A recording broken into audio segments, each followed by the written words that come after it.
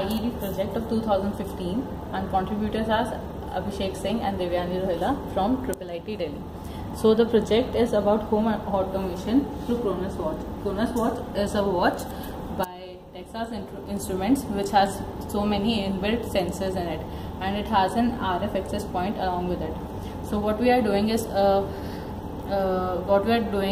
controlling every home appliance like a bulb, a fan and a socket through which we are charging a phone right now, and controlling it with the switch as well as with the watch. So suppose if I turn on the bulb with the switch and turn off with the switch on only, and now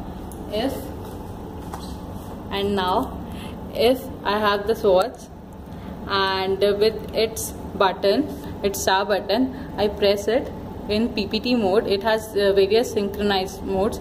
If I press it with PPT mode, the bulb turns off. Again, suppose if I press it again, it turns on. For instance, suppose I off it with the switch. Now if I try to turn on with the watch, it turns on.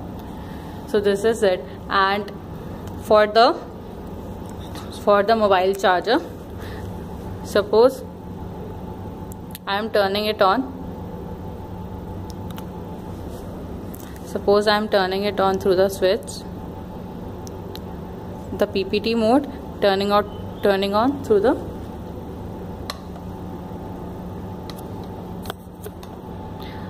so now suppose within the PPT mode I need to control my socket to charge my phone. I will just press this hash button and it will start charging the phone. You can see. And if I want to off it, I will again press that button and it will off the charging. I can do that with the switch connected to the socket also. Now for controlling the fan, we need to put the watch in the accelerometer mode, and now we have to on the RF. We have actually 6 stages for the our fan, like 0, 1, 2, 3, 4, 5. With the movement of hand, 5, 4, 3, 2, 0, 0, 1, 2, 3. we can actually. Like a fan, we have a regulator. So regulator works like this with this watch.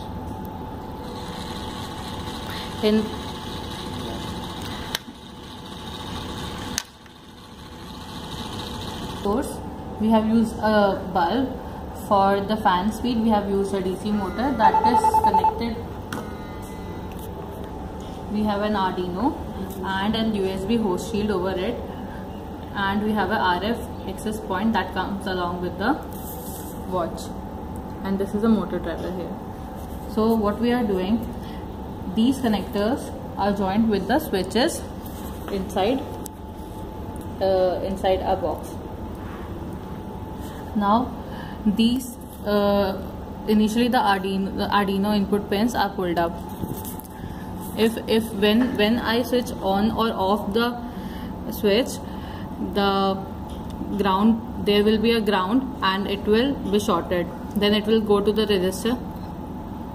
Then it will go to the capacitor for debouncing and resistor. Earlier the Arduino pins were pulled up. Then the output is going here to the LED through a resistor. Resistor is just used for safety. Then through one pin of LED, it is going to